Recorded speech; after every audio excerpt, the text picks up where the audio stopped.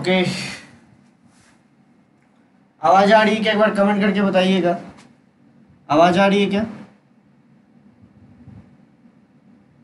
आवाज आ रही है क्या? कमेंट करके बताइएगा।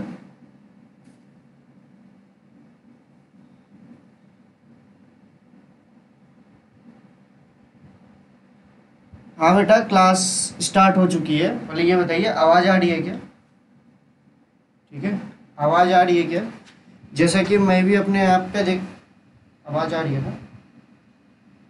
आवाज आ रही है क्या? कमेंट करके बताइएगा। हाँ आवाज आ रही है, चलिए ठीक है। ओके ओके, तो कैसा लग रहा है आप लोगों को? क्योंकि आप लोग बहुत ज़्यादा, देखिए हम लोग भी बहुत ज़्यादा ट्राई कर रहे थे कि किसी तरीके से ऐप में आ जाए, जो आप लोगों को रोज़ रोज़ ये जो लिंक भेजने का जो चक्कर है ग्रुप में कि सर ये खोजना वो चीज़ें बंद हो जाए। तो आज हम लोग मतलब कि दूसरा मतलब यूट्यूब के थ्रू अब क्लासेस नहीं कर रहे हैं। फाइनली अब हमारी सारी क्लासेस इसी तरीके से होगी। और जो भी आपकी प्रॉब्लम्स है उसके लिए बेटा देखिए, जो भी प्रॉब्लम्स है आपकी उसको उसके लिए पैनिक मत होइए। हर चीज़ का सोल्यूशन होता है, थोड़ा सा टाइम लगता है, ठीक है। कोई भी चीज़ स्टार्ट होती है ना तो उसमें थोड़ा सा टाइम नहीं लगता। आप चाहोगे एट द इंस्टेंट सभी चीज़ का सोल्यूशन निकल जाए, तो दिस इज थोड़ा सा प्रॉब्लम इसमें होता है, ठीक है। चलिए आज की क्लास स्टार्ट करते हैं। अभी तक मात्र 6 बच्चे देख रहे हैं मुझे, और 6 ही बच्चे देख रहे हैं। पता नहीं तुम लोग लाइव क्लास में क्यों नहीं रहते हो। चलो पिछले लेक्चर में हम लोगों ने कहाँ तक किया था, एक बार मैं देख लेता हूँ और पैनिक मत होइएगा। हाँ, एंगुलर एसएचएम की बात कर रहे थे। एंगुलर एसएचएम के बारे में मैंने आप लोगों को नेक्स्ट लेक्चर में बताया था। हाँ, आज एक बच्चा मुझसे क्वेश्चन पूछ रहा था, तो उस बच्चे का मैं एक सॉल्यूशन क्वेश्चन का एग्जांपल दे देता हूँ। उसने मुझे डीपीपी का क्वेश्चन था या फिर उसका खुद का पर्सनल क्वेश्चन था, कहाँ से, उससे मुझसे पूछा कि सर, ध्यान से सुनिएगा, आप लोगों को भी काम आएगा। ये नॉर्मल एसएचएम का क्वेश्चन है। उसने बोला कि सर हम इस तरीके से एक ऑब्जेक्ट ले लिए, सपोज करो इसका मास m1 ले लेते हैं और ऊपर में एक मास है m2, और इन दोनों मास के बीच में ये है फ्रिक्शन है। ऐसे करके उसने कुछ क्वेश्चन पूछा था, भेजा भी था, ठीक है।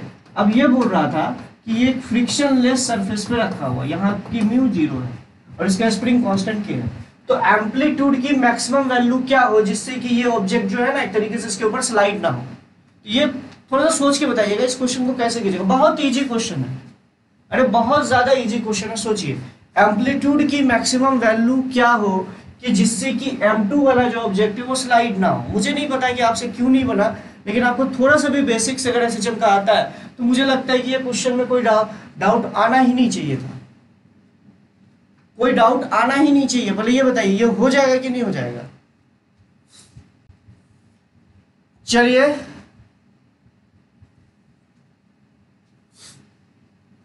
आना चाहिए, पहले ये बताइए हो जाएगा क्या ये क्वेश्चन। एक बार ट्राई कीजिए जल्दी से, बस ऐसे ही मैं पूछ रहा हूँ कि पता नहीं तुम लोगों से इस तरह के क्वेश्चंस क्यों नहीं बनते। बस यार हो जाने चाहिए थे, इतना इजी क्वेश्चन और पता नहीं आपसे बने नहीं।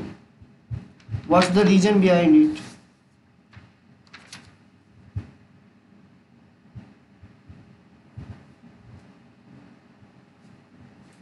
अब देखो ध्यान से देखो, अगर तुम सोचोगे तो ध्यान से देखना। इस ऑब्जेक्ट का अगर तुम देखो, इन दोनों को कंबाइंड एसएचएम करना है, मतलब ये इसके साथ इसके ऊपर स्लाइड ना करे, ये इसके साथ अगर एसएचएम कर रहा है तो बस इसके लिए एक ही कंडीशन हो सकती है। क्या कंडीशन हो सकती है बेटा? बस एक ही कंडीशन हो सकती है कि इसका जो एक्सेलरेशन है इसका भी एक्सेलरेशन बराबर हो जाए। मतलब अगर ये दोनों साथ साथ एसएचएम कर रही है, उसके ऊपर स्लाइड ना करे, मतलब इसके साथ हमेशा रहे, तो मतलब ये दोनों कंबाइंड बॉडी की तरह काम करे। जो m1 का एक्सेलरेशन हो वो m2 का भी एक्सेलरेशन हो। अगर सपोज करो m1 और m2 मिलके कंबाइंड बॉडी बना रहा होता तो इसका टाइम पीरियड क्या होता? मुझे लगता है टाइम पीरियड या ओमेगा क्या होता है, तो ये होता है under root of k by m1 plus m2। ये इस बात से आप लोग एग्री करते होंगे, इसका ओमेगा जो होता है वो इतना होता है। अच्छा एक बात बताइए, या टाइम पीरियड आप लिखते हैं तो under root of m1 plus m2 by k, 2 pi under root m1 plus m2 by k, इसका टाइम पीरियड आप ये लिखते हैं अगर ये दोनों कंबाइंड बॉडी होती है। अच्छा अगर ये दोनों कंबाइंड बॉडी है तो इसका मैक्सिमम, मुझे लगता है कि ये जो m2 ऑब्जेक्ट है, अगर तुम इसका एबीडी डायग्राम बनाओ तो इसमें मैक्सिमम, अगर फ्रिक्शन की वैल्यू देखो, अगर इसमें मैक्सिमम फ्रिक्शन लगेगा F मैक्सिमम, मतलब फ्रिक्शन की मैक्सिमम वैल्यू देखोगे तो वो लगेगा म्यू एन, और म्यू एन की वैल्यू कितनी है m1 इंटू जी। ध्यान से देखिएगा, म्यू इसकी मैक्सिमम एक्सीलरेशन या इस पे मैक्सिमम फ्रिक्शन जो लगेगा म्यू m1 इंटू जी, यानी इसका मैक्सिमम एक्सीलरेशन जो होगा ऊपर वाले ऑब्जेक्ट का वो हो जाएगा म्यू जी। अगर आपको याद होगा कोई भी ऑब्जेक्ट जो अगर फ्रिक्शन सरफेस पर लग रहा है, तो फ्रिक्शन वाली सरफेस पर लग रहा है और उसको आप इस तरीके से ऑसिलेट करा तो इसके मैक्सिमम फ्रिक्शन की वैल्यू म्यू जी लगेगी। ये बात आप लॉजिकली समझ सकते हो। अगर इसकी मैक्सिमम फ्रिक्शन की वैल्यू इतनी लग सकती है तो एक बात बताइए, ये दोनों अगर कंबाइंड एसएचएम कर रहा है तो इसकी मैक्सिमम बताइए एक्सीलरेशन की वैल्यू कितनी होगी। एसएचएम में मैक्सिमम एक्सीलरेशन की वैल्यू होती है, ध्यान से देखिएगा, a इंटू ओमेगा स्क्वायर। ध्यान से देखिए, a ओमेगा स्क्वायर, मतलब इस पूरे कंबाइंड बॉडी का मैक्सिमम एक्सीलरेशन इसका जो मैक्सिमम एक्सीलरेशन है उससे इक्वेट करा दीजिए तो आपका आंसर आ जाएगा। तो इसी यही कर लीजिए, आपका आंसर आ जाएगा। आपसे पूछा है एम्पलीट्यूड कितना होगा तो ये आपका डायरेक्टली आंसर आ जाएगा। ठीक है, अरे भाई ग्रुप में मैसेज किया और तुम्हें मतलब कि पता नहीं चला तो तुम मतलब गधे हो ना। ग्रुप में तो एटलीस्ट ये कर लिया करो ना। मैसेज मैंने नहीं किया, एक बार चेक करने दो, उसका फोड़ूंगा तुमको।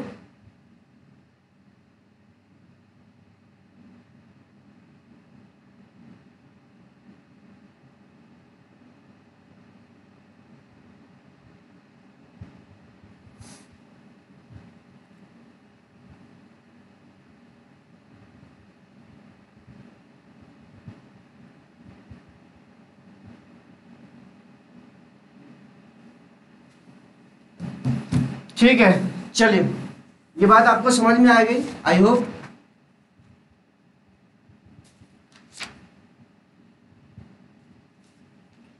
एंगुलर एसएचएम की कल हम लोग बात किए थे, एंगुलर एसएचएम समझ में आया था। पहले ये बताइए, एंगुलर एसएचएम के क्वेश्चंस भी हम लोगों ने ट्राई किए थे। एंगुलर एसएचएम के क्वेश्चंस बहुत जगह आपको काम आएंगे। ठीक है, चलिए उससे रिलेटेड तो बाद में हम लोग देखेंगे, लेकिन हम अब जैसे एग्जाम्पल के लिए मैं आपको बोल रहा हूँ, जैसे देखो, जैसे सपोज करो आपको बोला होता है जैसे कि देखो फेजर से हम लोग एंगुलर एसएचएम को किस तरीके से सॉल्व करते हैं, ध्यान से सुनना।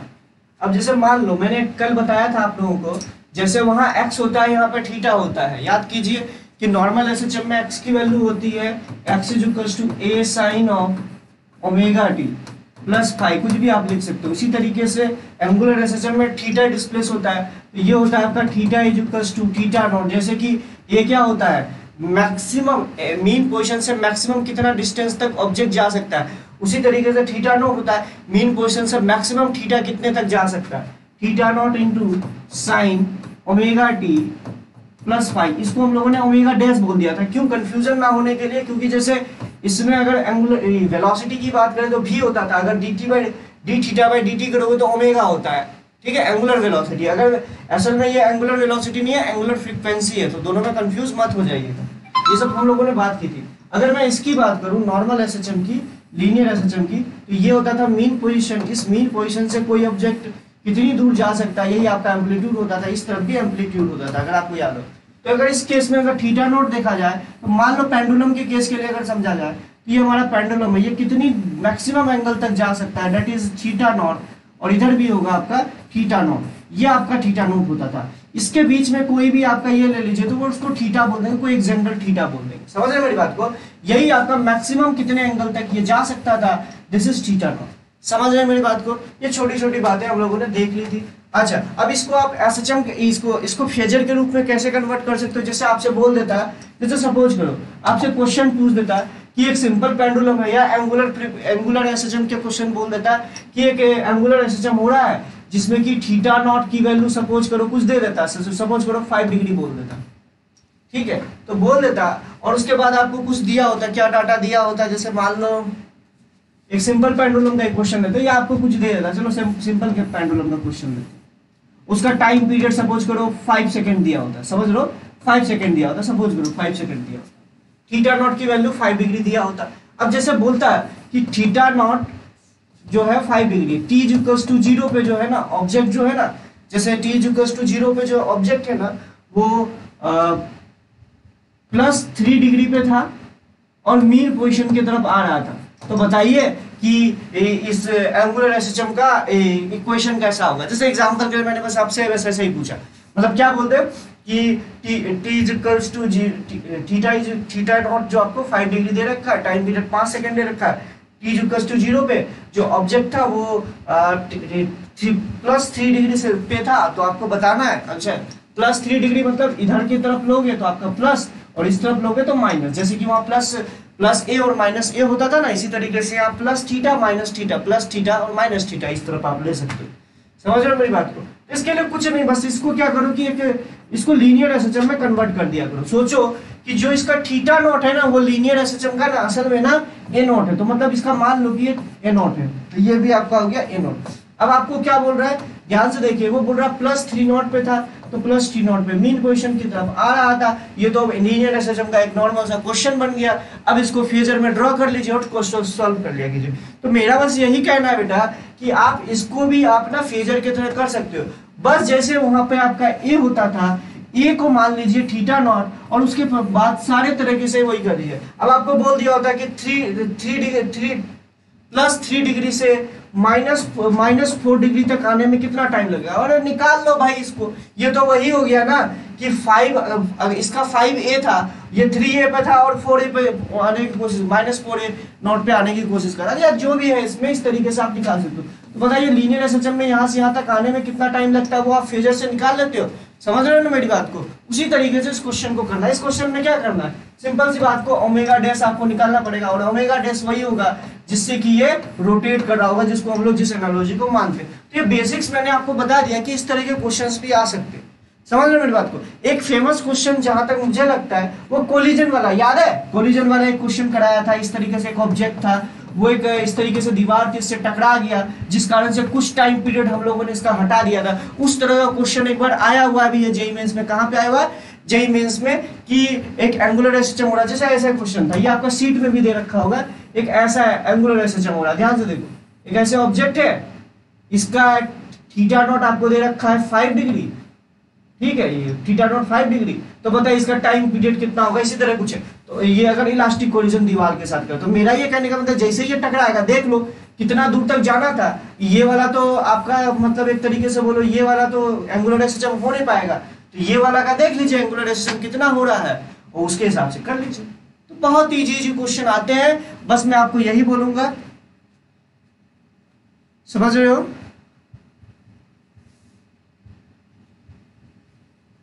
ठीक है, तो मैं आपको यही बोलने की कोशिश कर रहा हूं, एंगुलर एसएचएम के क्वेश्चंस को जब भी आपको टाइम विम जो भी कैलकुलेट करना हो उसको आप लीनियर एसएचएम के क्वेश्चन में कन्वर्ट कर लीजिए। बस आप थीटा नॉट को ए से रिप्लेस करवा दीजिए, उसके बाद जिस तरीके से हम लोग क्वेश्चन को करते थे उस तरीके से कर लेंगे। समझ रहे हो? बस आपको ओमेगा डैश की वैल्यू सोचनी पड़ेगी, क्या आएगी क्या नहीं आएगी। ठीक है, आई होप आप लोगों को समझ में आया होगा किस तरीके से हम लोग करते हैं। बाकी और भी हम एसएचएम के क्वेश्चन जो जेईई एडवांस के क्रैश कोर्स में उसको और भी डिटेल में मैं कराऊंगा, उसमें बहुत अच्छे वेरिएशन के क्वेश्चन ही मेनली कराऊंगा। थ्योरी तो यहाँ पे ऑलरेडी करा चुका, बहुत डिटेल में कराया हूँ थ्योरी, तुम्हें ही पता है एसएचएम की थ्योरी इतनी डिटेल में कराया हूँ बेटा कि जो आराम से अगर 5 से 6 लेक्चर, ये जो लास्ट लेक्चर हमारा चल रहा है, अच्छे से देख लेना तो मुझे लगता है कि उसको कोई मतलब कि फिर कहीं और कुछ करने की जरूरत नहीं पड़ेगी। बहुत ज्यादा डिटेल में कराऊँ, ये बात आप भी बोलिए। ठीक है, चलिए अब हम लोगों ने पेंडुलम की बात कर ली थी, कल हम लोगों ने पेंडुलम की बात कर ली थी, आज हम लोग बात करेंगे फिजिकल पेंडुलम। फिजिकल पेंडुलम एक बार जैसे ही हमारा हो जाता है फिर हम लोग बात करेंगे डैम्पिंग ऑक्सीलेशन की, जो कि आपका जेईई मेंस का टॉपिक है। एडवांस में आपका डैम्पिंग ऑक्सीलेशन आता ही नहीं है। समझ रहे हो मेरी बात को? तो हेडिंग डालिएगा फिजिकल पेंडुलम। फिजिकल पेंडुलम का क्या मतलब है? सिंपल पेंडुलम का मतलब होता है एक मतलब कि एक रॉड को, बहुत पतली सी रॉड या एक सी धागे को आपने छोटे से मास से नीचे में छोटा सा मास डाल दिया, तो सिंपल सी बात हो गया सिंपल पेंडुलम। फिजिकल पेंडुलम मतलब कोई भी आर्बिट्री शेप का ऑब्जेक्ट हो सकता है। जैसे मान लो ये एक ऑब्जेक्ट है, इसको आपने इस तरीके से रखा है। अच्छा एक बात बताओ, कोई भी चीज को आप फ्रीली हैंग करोगे, कोई भी चीज को आप फ्रीली हैंग करोगे तो वो कैसे आएगा? ये एक बार जेईई मेंस में आया हुआ क्वेश्चन है, ध्यान से सुनना। कोई भी ऑब्जेक्ट को अगर आप फ्रीली हैंग करोगे, जैसे एक बार ये क्वेश्चन आया था, ये एक ऑब्जेक्ट है, इसको अगर हम फ्रीली हैंग करें तो ये कितना एंगल बनाएगा इसके साथ? मतलब अगर मैं ये याद करो जेईई मेंस में आया हुआ क्वेश्चन है, अगर मैं इस चीज को फ्रीली हैंग करूं तो ये कितना एंगल बनाएगा विद वर्टिकल, मतलब ये वाला एंगल कितना होगा, मतलब ये आपसे पूछा जाता है ये एंगल कितना होगा। तो इस क्वेश्चन को कैसे करें? तो मेरा बस इसमें सिंपल सा आपसे कहना है कि जब भी किसी ऑब्जेक्ट को इस तरीके से आर्बिट्री शेप वाले ऑब्जेक्ट को जब भी आप हैंग करते हो फ्रीली किसी भी हिंज पॉइंट के अबाउट हैंग करते हो, तो हाँ आज बेटा लास्ट लेक्चर है एसएचएम का, इसके बाद खत्म हो जाएगा, फिर नेक्स्ट लेक्चर से हम लोग दूसरा चीज करेंगे। किसी भी ऑब्जेक्ट को, जैसे मान लो जैसे ये मेरा मोबाइल है, इसको मैं फ्रीली हैंग करूँ तो ये कुछ एंगल बना के ऐसे रुक जाएगा। अगर ये देखो ऐसे ऐसे करके ऑक्सीलेट कर रहा है, इसको छोड़ दोगे तो कि ये किसी तरीके से तो हैंग करके रुक जाएगा ना। इसी तरीके से जैसे देखो, इसी तरीके से ये कॉपी है। अब जैसे ये कॉपी है, ध्यान से देखो, अगर मैं मान लो सपोज करो यहाँ पे हैंग कर दूं तो ये ऐसे करके रुकेगा। तो ये कुछ ना कुछ, अगर तुम ध्यान से देखो, इसी तरीके से चीज है। ये इसको शेप मान लो, ये वाला इस साइड और ये वाला, इसको ऐसे करके करोगे तो ये कुछ एंगल बनाएगा ना। देखो ऐसे करके कुछ बनाएगा ना। तो आपको ये पूछा जा रहा था ये कितना एंगल इस वाले साइड से बना रहा हूं। समझ लो मेरी बात को। एक रॉड था इस तरीके से, उसको आपने फ्रीली हैंग किया तो कुछ एंगल बनाया विद वर्टिकल। मतलब ये ऑक्सीलेट नहीं कर रहा, मैं नॉर्मल आपसे क्वेश्चन पूछ रहा हूं, मतलब इक्विलिब्रियम पे। ये क्या है? इक्विलिब्रियम पे। इक्विलिब्रियम पे क्या होता है, अगर मैं नॉट इसकी बात करूं तो नेट टॉर्क 0 होना चाहिए। अगर कोई ऑब्जेक्ट इक्विलिब्रियम पे है तो उसका मतलब है उस पर नेट फोर्स 0 लग रहा होगा उस मूवमेंट पे, और नेट टॉर्क भी 0 लग रहा होगा। अगर तुम लॉजिकली सोचो, एक रॉड है, अगर एक तुम ध्यान से लॉजिकली सोचो, एक रॉड है, वो हमेशा ऐसे ही क्यों रहता है? जब आप उसको लटकाते हो तो हमेशा ऐसे ही क्यों रहता है? ऐसे क्यों नहीं रहता है? तुम ये सोच के बताओ, ऐसे क्यों नहीं रहता है? कोई रॉड को आप लटकाते हो किसी पॉइंट के अबाउट, मतलब फ्रीली, ऐसा नहीं कि ऐसे कस के बांध दिया, साले इसे बांध दिया, नहीं, ऐसे अगर लटका दोगे तो ये ऐसे ही क्यों रहता है? इस तरीके से क्यों रहता है? इस तरीके से क्यों नहीं रहता है? कोई मुझे बताएगा? कोई मुझे बताएगा? बेटा थोड़ा सा कि मतलब कि क्वालिटी कम कर लीजिए, 720 या उस पर देखोगे तो सिंपल सी बात, तुम्हारे नेट तो ज्यादा खर्च होंगे ही ना। अरे ये कौन है यार, पागल कर देते हैं बच्चे। तुम लोग भी मतलब जब उनको पता है कि इस समय सर क्लास में होंगे तो इस समय कॉल करने की क्या जरूरत है?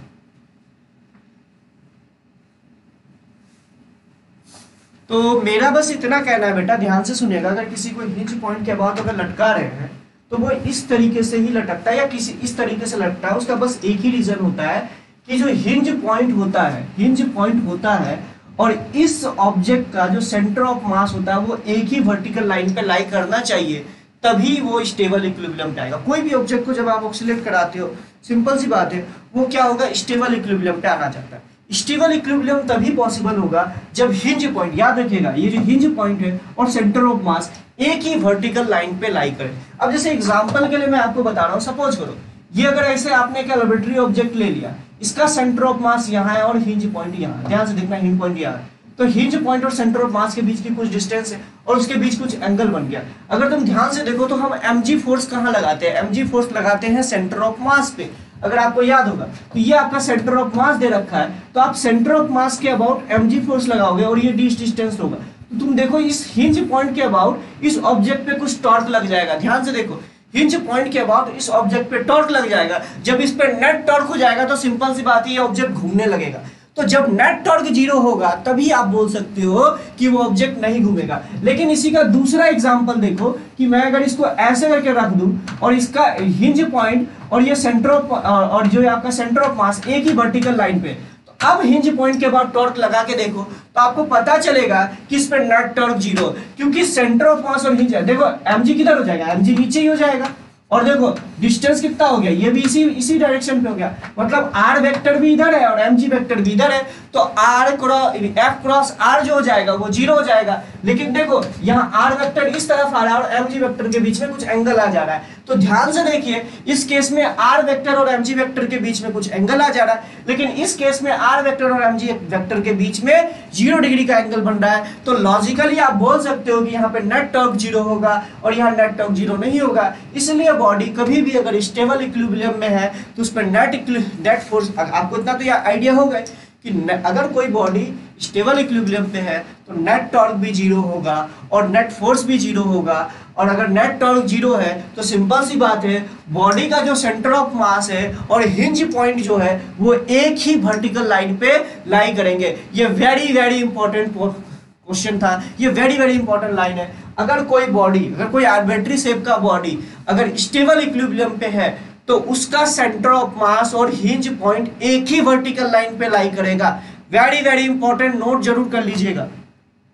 समझ रहे? तो बस इस क्वेश्चन में कुछ करना नहीं था, बस इस ऑब्जेक्ट का इसका कुछ लेंथ दे रखा था, इसका कुछ लेंथ दे रखा था, आपको निकालना क्या था, आपको बस इतना निकालना था, इस ऑब्जेक्ट का सेंटर ऑफ मास इस लाइन पे लाई करेगा, तो इसका सेंटर ऑफ मास निकालो, इसका सेंटर ऑफ मास निकालो।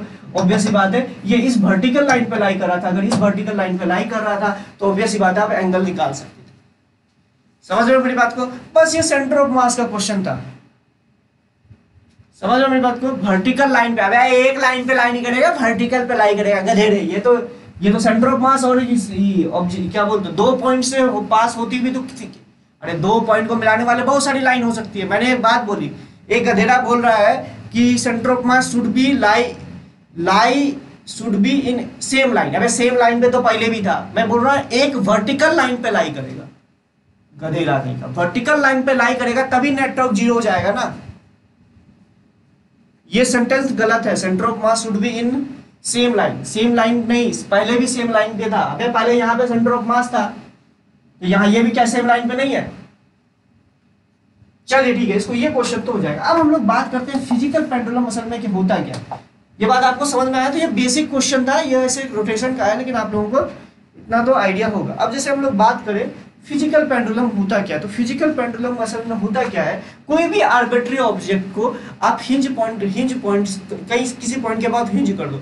अब उसके स्टेबल इक्विलिब्रियम मतलब समझे, जहां पे कि नेट टॉर्क जीरो हो रहा होगा, उस स्टेबल इक्विलिब्रियम से उसको थोड़ा सा डिस्टर्ब कर दो, तो क्या होगा, वो ऑक्सीलेट करने लगेगा। जैसे इसको देखो, ये आपका कोई भी आर्बिट्री शेप का एक ऑब्जेक्ट है, ये ऐसे करके रुका हुआ था। अब आपने क्या किया, ये स्टेबल इक्विलिब्रियम है, यहाँ पे हिंज पॉइंट है, तो इस हिंज पॉइंट के कहीं ना कहीं वर्टिकल लाइन पे इस ऑब्जेक्ट का सेंटर ऑफ मास लाई कर रहा होगा।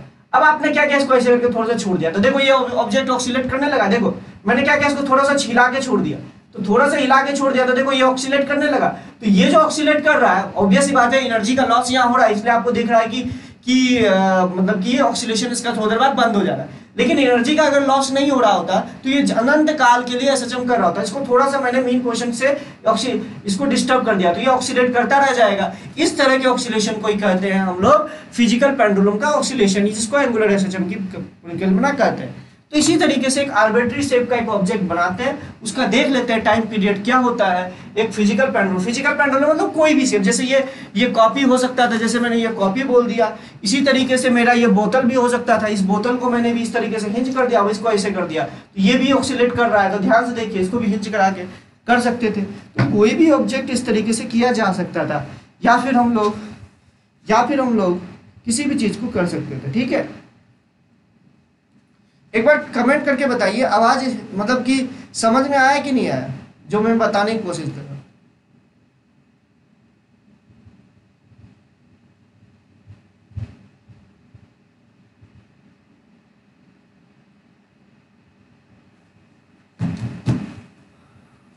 कमेंट करके बताइएगा आवाज समझ में आ रहा है कि नहीं आ रहा है। आ रहा है, चलिए ठीक है। तो जैसे मान लो, जैसे वही चीज को मैं दोबारा बना रहा हूं, उसके लिए कोई मान लो कि एक ऑब्जेक्ट था, ये है हिंज पॉइंट, जिसको एचपी से मैं बोल रहा हूँ हिंज पॉइंट, और ये मान लीजिए सेंटर ऑफ मास है इस ऑब्जेक्ट का। ठीक है, इस हिंज पॉइंट से सेंटर ऑफ मास की डिस्टेंस को हम लोग डी मान लेते हैं। इस हिंज पॉइंट से सेंटर ऑफ मास की डिस्टेंस डी मान लेते हैं। अब आपने क्या किया, बदमाशी किया, इसको एक ही वर्टिकल लाइन पे लाइन कर रहा था, इसको थोड़ा सा डिस्प्लेस करा, जो भी है आप ये समझ लेना कि ये वही है। कई लोग बोलेंगे सर ये तो मोटा था, पतला कैसे हो गया, वही है, मतलब आइडेंटिकल सेट यही मान लेना। अच्छा ठीक, तुम्हारी खुशी के लिए थोड़ा सा वही कर देते हैं, इसको मोटा बना देते हैं। ठीक है, चलो नहीं मानेगा कोई बात नहीं, मान लेना तो नहीं है, चलो ठीक है।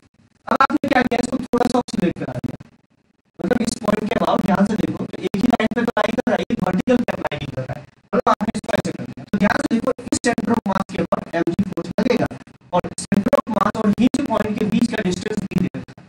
तो एक बात बताइए, इस ऑब्जेक्ट पे जो इस ऑब्जेक्ट का मास हम लोग इस ऑब्जेक्ट का मोमेंट ऑफ इनर्शिया हम लोग चलो मान लेते हैं कि सेंटर ऑफ मास के अबाउट आई दे रखा है।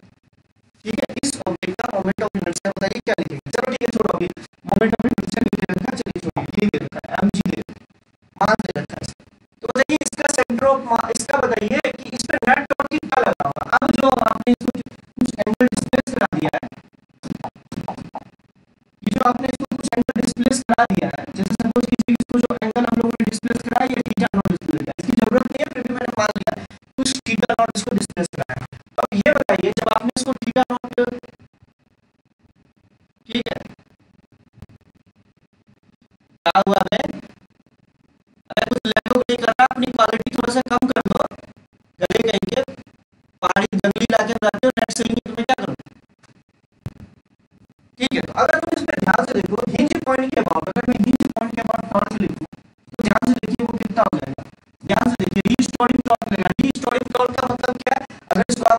क्वेश्चन से थोड़ा सा हटाया, तो ये फिर से इस ऑब्जेक्ट को मेन क्वेश्चन की तरफ ही लाने की कोशिश करेगा। वो लगेगा mg into d sin theta. निकाल के देख लेना, इसको मैं थीटा मान रहा हूँ, समझ में मेरी बात को, इसको मैं थीटा मान रहा हूँ, इसको मैं थीटा मान रहा हूँ, तो इसको मैंने थीटा लगा दिया। तो देखो ध्यान से देखो, इसमें इतना ही टॉर्क लगेगा। अगर डिस्टेंस के परपेंडिकुलर फोर्स का कंपोनेंट ले लेना, इससे भी आप निकाल सकते हो। तो ये इसमें नेट टॉर्क जो लगेगा वो इतना लगेगा। ध्यान से देखो, ये आ रहा है क्या, ये आया क्या, अच्छा ये समझ में आया, ये होगा। अच्छा अगर आप टॉर्क को देखो, टॉर्क का यूनिट बोलते हैं, इसको हम क्या लिख सकते हैं, इसको हम लोग लिख सकते हैं moment of inertia about hinge point. ध्यान से देखो इनटू अल्फा। अरे ध्यान से देखो, जब भी हम लोग एंगुलर एक्सेलरेशन की बात करते थे तो हिंज पॉइंट के अबाउट हम लोग मोमेंट ऑफ इनर्शिया लिखते थे। अगर टॉर्क अबाउट हिंज पॉइंट लिख रहे हो तो सिंपल सी बात है, टॉर्क ऑफ हिंज पॉइंट को क्या लिखोगे, moment of inertia about hinge point into alpha. Alpha about hinge point should be equals to minus of mg d sin theta. ध्यान से देखिए, तो यहाँ से अल्फा की वैल्यू आ गई, ध्यान से देखिए minus mgd by I of hinge point. मतलब आई एचपी का मतलब समझ में, एचपी के मत समझ लेना, मतलब ये होता है आपका न्यूटन। अब ये थीटा बहुत ज्यादा स्मॉल लेते हैं भाई साहब, थीटा बहुत ज्यादा बड़ा हो गया। अगर थीटा बहुत ज्यादा स्मॉल है तो लॉजिकल है कि साइन थीटा को हम लोग थीटा लिख सकते हो, यानी अल्फा की वैल्यू होगी mgd by moment of inertia about hinge point into theta. तो ध्यान से देखिए, alpha is directly proportional to theta, तो इसका मतलब ये एंगुलर एक्सेलरेशन कर रहा है। जैसे acceleration is directly proportional to x होता था और इसका प्रोपोर्शनली कांस्टेंट ओमेगा स्क्वायर होता था, इसी तरीके से एंगुलर एक्सेलरेशन में alpha is directly proportional to theta और ये प्रोपोर्शनलिटी कांस्टेंट स्क्वायर, इसको बोल दीजिए ओमेगा डैश का square, that is what omega dash का स्क्वायर। समझ में आया? तो इसका टाइम पीरियड क्या लिखिएगा, इसका टाइम पीरियड कुछ और नहीं लिखिएगा, टाइम पीरियड आप लिखिएगा 2 पाई बाय ओमेगा। इसका टाइम पीरियड आप डायरेक्टली लिख सकते हो कि 2 पाई बाय ओमेगा। ओमेगा मतलब यहाँ पे डायरेक्टली आप लिख सकते हो क्या, यहाँ पे ना इसका जस्ट उल्टा, मतलब आई about hinge point upon mgd। अब कोई आपसे पूछेगा d क्या है भैया, d is the distance between hinge point and centre of मास। ये वेरी इंपॉर्टेंट फार्मूला है, ध्यान दीजिएगा। टाइम पीरियड का फार्मूला हो जाएगा 2 pi under root I of hinge point upon mgd। अच्छा अगर एक बात बताओ, अगर आप हिंज पॉइंट के अबाउट मोमेंट ऑफ इनर्शिया निकालना चाहते हो तो ध्यान से देखिए, हिंज पॉइंट के अबाउट मोमेंट ऑफ इनर्शिया को आप लोग लिख सकते हो, ध्यान से देखिएगा, I of centre of mass plus of md square. अब ध्यान से देखो, अगर आपको इस ऑब्जेक्ट का सेंटर ऑफ मास के अबाउट मोमेंट ऑफ इनर्शिया पता है तो उसको आप md स्क्वायर से यहाँ पे शिफ्ट कर सकते हो। अरे पैरेलल एक्सिस थ्योरम से इस पॉइंट के अबाउट मोमेंट ऑफ इनर्शिया लिख सकते हो, आई ऑफ सेंटर ऑफ मास, और उसको डायरेक्टली आपने इस एक्सिस के अबाउट शिफ्ट कर दिया। तो ध्यान से देखिए, इस चीज को आप ऐसे भी लिख सकते हो, आई ऑफ हिंज पॉइंट को आप लिख सकते हो I of centre of mass plus md square. समझ में आया? मास इनटू d क्या है भैया, d ऑफ सेंटर ऑफ मास और हिंज पॉइंट के बीच की डिस्टेंस, ये भी आप लिख सकते हो। ये बहुत छोटा सा मैंने एग्जांपल बता दिया और ये हो गया mgd। ठीक है, ये लिख लिया आप लोगों ने mgd। तो ठीक है, ये पूरा का पूरा एक क्वेश्चन हो गया, ये पूरा का पूरा मैंने थ्योरी आप लोगों को बता दिया कि किस तरीके से आपका हिंज पॉइंट के बाद एक फिजिकल कैंडुलम का कोई भी आर्बिट्री शेप लिया है, मैंने कोई एक फिक्स शेप नहीं लिया है।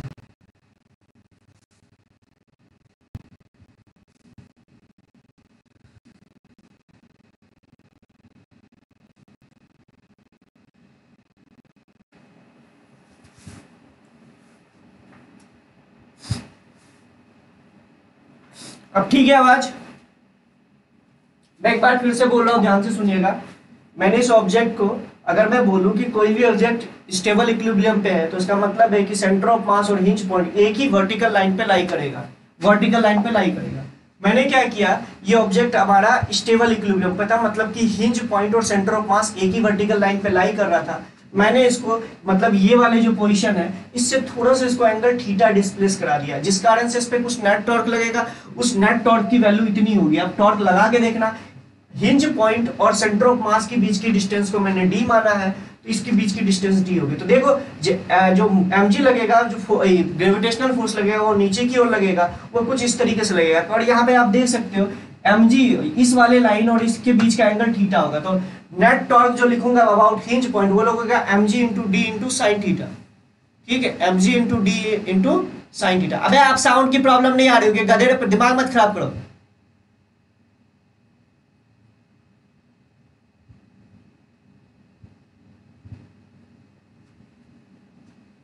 अरे अब आवाज सही है ना, क्यों फालतू की बकवास कर रहे हो?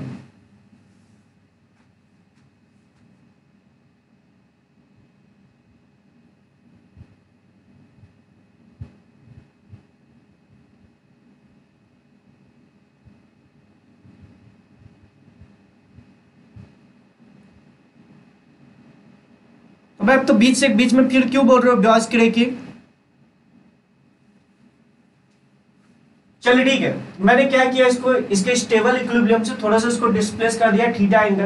तो हिंज पॉइंट के अबाउट मैंने मोमेंटम टॉर्क लिखा है, तो उसको लिखूंगे mg d into sine theta. देख लो बीच के हिंज पॉइंट और सेंटर ऑफ मास के बीच की डिस्टेंस d दे रखी है, और देखो यहाँ पे mg फोर्स नीचे लगेगा, और देख लीजिएगा हिंज पॉइंट के बाद अगर मैंने हिंज पॉइंट के अबाउट मोमेंट टॉर्क लिखा है, तो सिंपल सी बात है हिंज पॉइंट के अबाउट आपका लिखना पड़ेगा आई ऑफ हिंज पॉइंट। अगर आप टॉर्क को लिखते हो आई अल्फा लिखते हो, लेकिन अगर आपने टॉर्क ही हिंज पॉइंट के अबाउट लिखा है तो आई भी आपको हिंज पॉइंट के अबाउट लिखना पड़ेगा। तो इसलिए मैंने लिखा I of hinge point into alpha is equal to minus of M G D sine theta. अब देखो अल्फा की वैल्यू कितनी हो जाएगी, minus of M G D by I of hinge point, मतलब कि moment of inertia about hinge point into sine theta. अगर देखिए थीटा मेरा बहुत ज्यादा स्मॉल है तो साइन थीटा को मैं थीटा लिख सकता हूं। तो ध्यान से देखिए alpha is equal to M G D by I of hinge point into theta आ गया। अब जैसे एग्जांपल के लिए आपको याद होगा कि लीनियर एसएचएम में क्या होता था, A is directly proportional to, मतलब कि acceleration is directly proportional to X होता था। इसी तरीके से एंगुलर एसएचएम में क्या होगा, एक्सेलरेशन की जगह आ जाएगा अल्फा और एक्स के जगह आ जाएगा थीटा, यानी acceleration is directly proportional to theta. और ये जो प्रोपोर्शनलिटी कांस्टेंट हो जाएगा ये ओमेगा डैश का स्क्वायर हो जाएगा, मतलब ओमेगा डैश मतलब वही एंगुलर फ्रीक्वेंसी के स्क्वायर के बराबर हो जाएगा। तो टाइम पीरियड क्या लिखिएगा, टाइम पीरियड आप लिखिएगा 2 पाई बाई ओमेगा डैश। तो जब इसको लिखोगे तो वो ये हो जाएगा। अच्छा अगर आपको हिंज पॉइंट के अबाउट मोमेंट ऑफ इनर्शिया निकलना है, अगर आपको मान लीजिए सेंटर ऑफ मास का सेंटर ऑफ मास के अबाउट आपको मोमेंट ऑफ इनर्शिया पता है, तो किसी एक पैरेलल एक्सिस के अबाउट अगर आप उसको अगर शिफ्ट करना चाहते हो तो ध्यान से देखिए आपको ये बात पता होगा। मान लीजिए आपको सेंटर ऑफ मास के अबाउट मोमेंट ऑफ इनर्शिया पता है, तो पैरेलल एक्सिस थ्योरम से इसको क्या आप हिंज पॉइंट के अबाउट मोमेंट ऑफ इनर्शिया लिख सकते हो।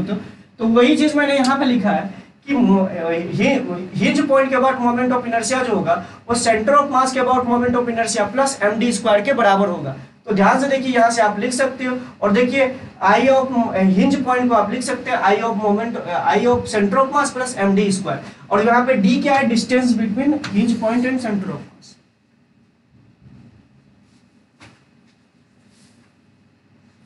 थ्योरी क्लियर है इसका? अगर कोई डाउट है तो पूछ लीजिए, मैंने बहुत प्यार से बहुत मेहनत करके मैंने पिछला बताया, ठीक है। और पता नहीं वॉइस क्रैकिंग हो गया या कुछ भी हो गया, मेरी सारी मेहनत बेकार ही हो गई। चलिए ठीक है, दोबारा मैंने आपको बता दिया कि टॉर्क लिखा, टॉर्क के बाद हम लोगों ने टॉर्क को आई अल्फा के रूप में कन्वर्ट कर दिया, अल्फा कर दिया, और अल्फा को कंपेयर कर दिया A is equals to omega square X की तरह, जैसे कि A is equals to omega minus of omega square X होता था। उसी तरीके से अल्फा को हम लोग बोल सकते हैं alpha is equals to minus of omega dash square into theta, और टाइम पीरियड होता है 2 पाई बाई ओमेगा। तो देखिए यहाँ से 2 पाई बाई ओमेगा से टाइम पीरियड क्या होता है, टाइम पीरियड की वैल्यू होती है 2 पाई बाई ओमेगा, या इस केस में ओमेगा डैश। तो देख लीजिए ये आ गया, और आई ऑफ हिंज पॉइंट को हम लोग लिख सकते हैं, ध्यान से देखिए आई ऑफ हिंज पॉइंट को पैरेलल एक्सिस थ्योरम, अभी तुम लोगों ने रोटेशन पढ़ा है उससे हम डायरेक्टली इस तरीके से लिख सकते हैं, लेकिन आपको बस इसमें ये याद रखना पड़ेगा D is the distance between centre of mass and hinge point. एक क्वेश्चन में आप लोगों को दे रहा हूँ, इस क्वेश्चन को सॉल्व कीजिए जल्दी से, अभी कीजिएगा।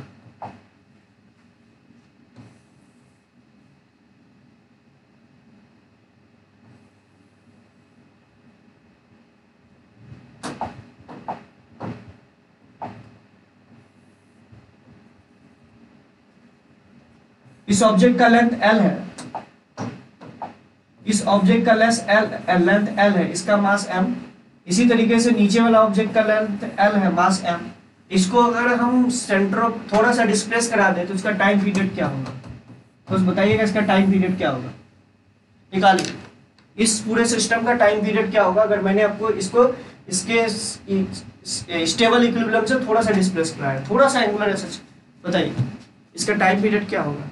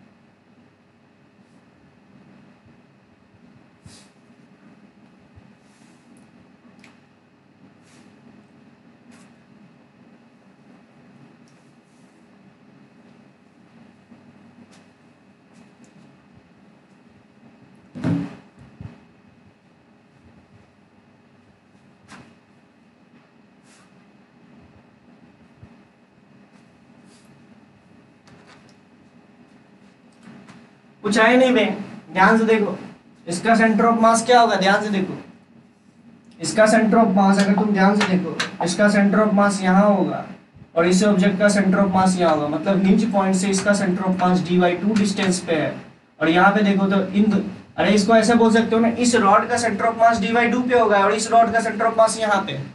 ध्यान से देखो, इन दोनों का सेंटर ऑफ मास, मुझे लगता है कि इसका नेट सेंटर ऑफ मास जो हो जाएगा, इस पूरे सिस्टम का सेंटर ऑफ मास जो हो जाएगा वो इस लाइन पे लाई करेगा, वो होगा dy2 प्लस ऑफ dy4। ध्यान से देखिए, यही आएगा इस ऑब्जेक्ट का जो सेंटर ऑफ मास आएगा वो आएगा dy2 प्लस dy4।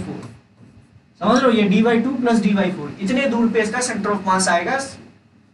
मतलब आपको d की वैल्यू पता चल सकती है। मतलब ये है डिस्टेंस बिटवीन सेंटर ऑफ मास और हिंज पॉइंट। ये सेंटर ऑफ मास और हिंज पॉइंट के बीच की डिस्टेंस है। अब ध्यान से देखो, अगर तुमको मोमेंट ऑफ इनर्शिया इस पूरे सिस्टम का लिखना है तो सिंपल सी बात है, आपको हिंज पॉइंट के अबाउट लिखना पड़ेगा। मतलब टाइम पीरियड का फॉर्मूला है, याद रखो।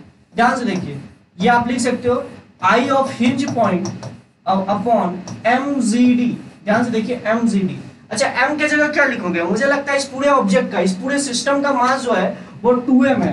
तो ध्यान से देखिए, इसको लिखिएगा 2 pi I of hinge point upon mass पूरे सिस्टम का है 2m, तो लिखिएगा 2mgd। अच्छा, d की जगह क्या पुट करोगे? ये dy2 प्लस dy4, तो मतलब 3d/4 हो जाएगा। ध्यान से देखिए, ये हो जाएगा 3d/4। ध्यान से देखो, हिंज पॉइंट से इसकी डिस्टेंस 3d/4 हो जाएगी।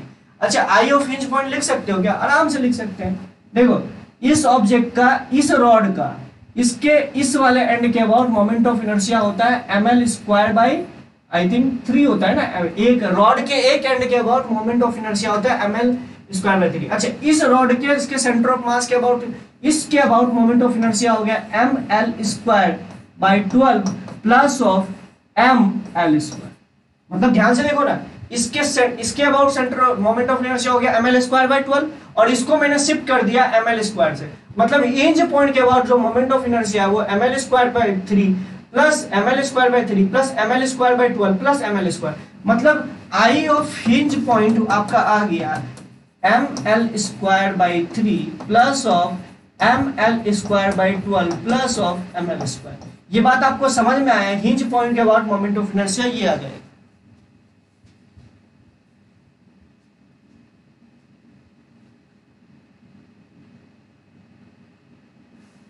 ठीक है, चलिए।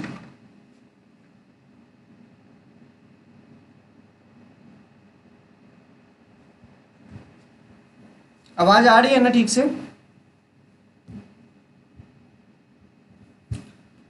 आवाज आ रही है ना? आवाज सही से आ रही है ना?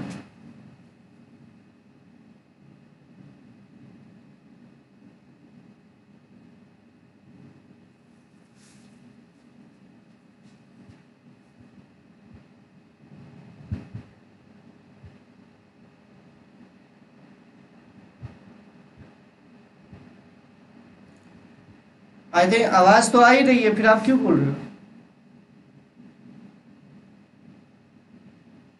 तो ये शिवानी कौन है सर? वॉइस नहीं आ रही है यार, प्लीज गुस्सा मत दिलाइए।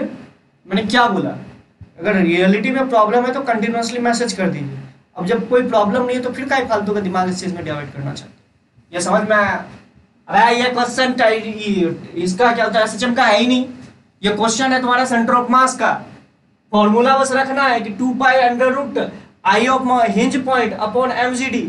तुम्हें अगर इस ऑब्जेक्ट का सेंटर ऑफ मास निकालने आता है, सेंटर ऑफ मास से हिंज पॉइंट की डिस्टेंस निकाल लो और इस पॉइंट के अबाउट आपका बस ये फॉर्मूला याद रखो, 2 pi under root I of hinge point upon 2 mgd।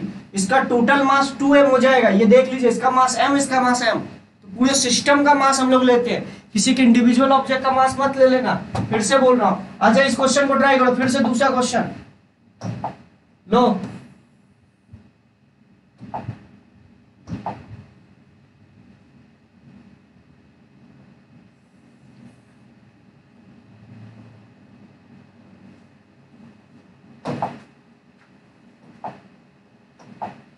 ये हमारा ऑब्जेक्ट है, ठीक है। इसकी लेंथ l, मास m और इसका रेडियस स्मॉल r, मास m। तो बताइए इसको वही ऐसे थोड़ा सा ऑक्सीलेट करा के छोड़ दिया तो इसका टाइम पीरियड क्या आएगा, कर लोगे क्या?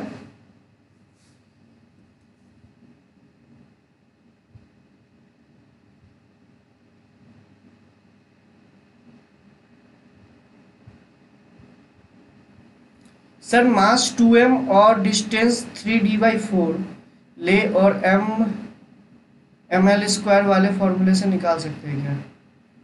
मैं मतलब आपकी बात नहीं समझा, क्या बोलने की कोशिश कर रहे हो बेटा? मैंने जो बताया उसमें आपको समझ में आया कि नहीं आया?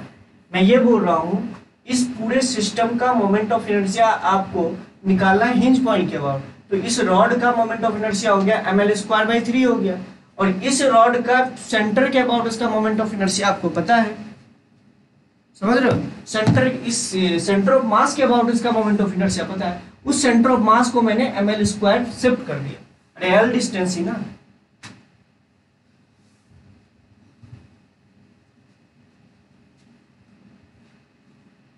ठीक है, चलिए। गुस्सा नहीं आता है बेटा, गुस्सा नहीं आता है। गुस्सा इसलिए आता है कि मतलब कोई प्रॉब्लम हो, आपको जेन्युइन प्रॉब्लम हो, मेरे तरफ से प्रॉब्लम आ रही हो तो फिर ठीक है, आई एक्सेप्ट। लेकिन जब आपने अपनी बेवकूफ़ी के कारण बोल रहे हो, उसके कारण टाइम तो किल होता है ना, तो आपकी बेवकूफ़ी के कारण कोई और अपना टाइम किल क्यों करे? मेरा बस यही पॉइंट है। मैं अपने कारण किसी का लॉस नहीं करवाना चाहता, समझ रहे हो मेरी बात को? बस ये पॉइंट। मैं बहुत कूल रहता हूँ, मुझे बहुत रेयरली ही गुस्सा आता, बहुत कम गुस्सा आता। चलिए ठीक है, ये आपको समझ में आ गया? ठीक है, प्रॉब्लम आए तो ठीक है बोला कीजिए, मेरे से रिलेटेड।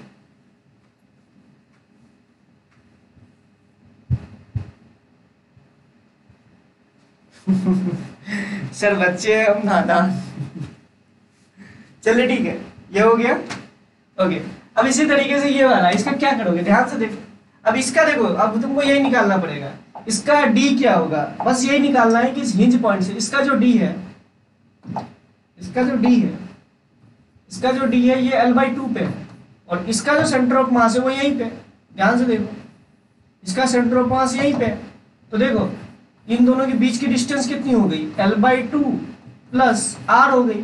तो इसका सेंटर ऑफ मास, इस ऑब्जेक्ट का सेंटर ऑफ मास यहाँ पे और इस ऑब्जेक्ट का सेंटर ऑफ मास यहाँ है, तो आप क्या बता सकते हो, इसका सेंटर ऑफ मास कुछ यहीं आएगा, का यहाँ आएगा, इन दोनों के बीच के डिस्टेंस के बीच में आएगा। समझ रहे हो मेरी बात को?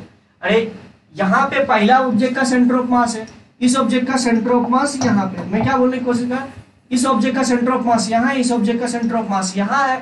तो ध्यान से देखिए, इसका जो सेंटर ऑफ मास कहीं इन दोनों के मिड पॉइंट पे आएगा। क्यों मिड पॉइंट पे बोल रहा हूँ, क्योंकि ये भी मास m है, ये भी मास m है, तो इसका जो सेंटर ऑफ मास आएगा वो आएगा L plus R, L/2 into R/2 plus half आ जाएगा। ध्यान से देखो, अगर दो ऑब्जेक्ट के बीच की डिस्टेंस L है तो उन दोनों का सेंटर ऑफ मास जो होता है मिड पॉइंट पे लाई करता है, इसलिए मैंने बोला इन दोनों के बीच की डिस्टेंस है L/2 प्लस R। तो ध्यान से देखिए, इसका जो सेंटर ऑफ मास यहाँ लाई कर जाएगा। अगर सेंटर ऑफ मास यहाँ लाई कर जाएगा तो क्या आप ये डिस्टेंस बता सकते हो? क्या आराम से बता सकते हो। अगर आपको ये डिस्टेंस पता चल गया, ध्यान से देखिए, ये डिस्टेंस पता चल गया तो आप L/2 इसमें ऐड कर दो तो आराम से आपको पता चल जाएगा सेंटर ऑफ मास, मतलब D की वैल्यू आपको पता चल जाएगी कि क्या होगी। समझ रहे हो?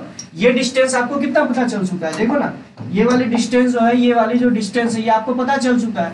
ध्यान से देखो कितनी होगी, ये है, ये तो हो गया पूरा का पूरा L/2 और ये हो गया R, तो इनकी इन दोनों के मिड पॉइंट पे लाई करेगा, वही लिखा L प्लस R का हाफ। तो ये डिस्टेंस आपको पता चल चुका है और ये L है, तो मतलब आप लिख सकते हो L/2 plus of L/2 plus R into half. ये हो गया D की वैल्यू। अगर D की वैल्यू आपको पता चल चुकी है, अच्छा, इसका सेंटर ऑफ मास आपको इसके सेंटर ऑफ मास के अबाउट मोमेंट ऑफ इनर्शिया पता है और उसको यहाँ शिफ्ट कर दीजिए उसी तरीके से। अच्छा, आई ऑफ हिंज पॉइंट कितना हो जाएगा, मुझे लगता है आई ऑफ हिंज पॉइंट हो जाएगा। ध्यान से देखिए इसका अच्छा ये सॉलिड डिस्क मान लो इसको, तो डिस्क का सेंटर ऑफ मास कितना होता है, mr² 2 होता है, ठीक, mr² 2 ही होता है ना, मुझे एक बार कंफर्म कीजिएगा। इसके सेंटर ऑफ मास के अबाउट इसका मोमेंट ऑफ इनर्शिया mr² 2 हो जाएगा, प्लस ऑफ कितनी डिस्टेंस दूर करना है, m plus L plus R का स्क्वायर, ध्यान से देखिए यही आ जाएगा, और ये आर है और ये एल है, ध्यान से देखो ये रॉड एल है, तो इसको आप इतना लिख सकते हो। इस बार ये तो हो गया स्फीयर के लिए, plus M L square by 3, ये हो गया रॉड के लिए। तो हिंज पॉइंट के बाद मोमेंट ऑफ इनर्शिया ये आ गया, और डी आप पहले ही ऑलरेडी निकाल चुके हो, टाइम पीरियड डायरेक्टली कर दीजिए 2 pi under root I of hinge point upon total mass कितना हो गया 2mgd, आ गया आंसर।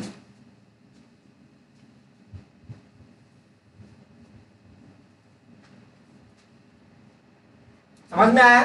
अरे इस हिंज पॉइंट के अबाउट मोमेंट ऑफ इनर्शिया निकालना है। इस रॉड का तो ml स्क्वायर बाय 3 हो गया, इसका कितना हो गया, इसके मतलब सेंटर के अबाउट, इसके सेंटर ऑफ मास के अबाउट हो गया mr स्क्वायर बाय 2, और इसको हमने m इतना शिफ्ट कर दिया, कितनी डिस्टेंस शिफ्ट किया, r plus l distance shift कर दिया, क्योंकि यहाँ से r प्लस l डिस्टेंस पे हिंज पॉइंट है, तो यही लिखा प्लस इतना, और इसका मतलब हिंज पॉइंट से सेंटर ऑफ मास की डिस्टेंस हम लोगों ने इतनी निकाली। तो बस कुल मिला के मैं आपको यही बोलने की कोशिश कर रहा हूँ, इस क्वेश्चन पे से भी आपको यही बताने की कोशिश कर रहा हूँ कि बेटा पूरा का पूरा ये जो सेगमेंट है, ये पूरा का पूरा सेंटर ऑफ मास किस तरीके से निकाला जाता है, कुल मिला के सेंटर ऑफ मास से हिंज पॉइंट की डिस्टेंस आप कैसे निकाल सकते हो, और दूसरा हिंज पॉइंट के अबाव सेंटर ऑफ मास की वैल्यू क्या होगी। बस ये दोनों चीजें लगा डाला तो फिर लाइव जिंगा लाला, मतलब आपसे क्वेश्चन हो ही जाएगा, कोई दिक्कत नहीं है। एडवांस में कई बार इस चीज से रिलेटेड क्वेश्चन पूछा है, बस इस क्वेश्चन का पूछने का बस एक ही सेंस बनता है, सेंटर ऑफ मास का नॉलेज आपका चेक करना, और जाके आपका किसका नॉलेज चेक करना, मतलब ऑब्वियस ही बात है मोमेंट ऑफ इनर्शिया आपको आता है या नहीं आता है। चलिए ठीक है, कोई भी किसी तरह का भी शेप बनाया जा सकता है, उसके लिए पैनिक नहीं होना। अब प्रिया डी कैसे आया, डी देखो ना बेटा, मैं क्या बोल रहा हूं, अगर तुम ध्यान से देखो इस रॉड का, येलो वाली रॉड का मोमेंट ऑफ इनर्शिया जो होगा, वो सेंटर ऑफ मास जो होगा वो इसके मिड पॉइंट पे होगा, वो मैंने लिखा L/2। इसी तरीके से डिस्क का जो सेंटर ऑफ मास होता है वो उसके सेंटर पे होता है। तो ध्यान से देखो, इसके सेंटर ऑफ मास और इसके सेंटर ऑफ मास से की बीच की डिस्टेंस कितनी होगी, ये L/2 प्लस R, वही चीज मैंने लिखा है। अब दो मास है, ध्यान से सुनना, दो मास है M और M, उन दोनों के बीच की डिस्टेंस अगर L है तो उसका सेंटर ऑफ मास इसके मिड पॉइंट पे लाई करेगा। ध्यान से देखो, इन दोनों के मिड पॉइंट पे लाई करेगा, तो वही चीज मैंने बोला कि ये दोनों मास mm है, इसका भी मास m है, इसका भी मास m है, इस दोनों का मिड पॉइंट में ही सेंटर ऑफ मास लाई करेगा, तो ये मिड पॉइंट यहाँ पे हो गया, और वो हो जाएगा दोनों के बीच की डिस्टेंस एक्चुअली में कितनी है L प्लस R, तो L प्लस R का हाफ कर दीजिए, ये तो हो गया ये वाली डिस्टेंस, और ये वाली ऑलरेडी डिस्टेंस L/2 थी, जो हिंज पॉइंट से एक्चुअल इस पूरे सिस्टम का सेंटर ऑफ मास के बीच की डिस्टेंस आ गई L/2 प्लस दिस।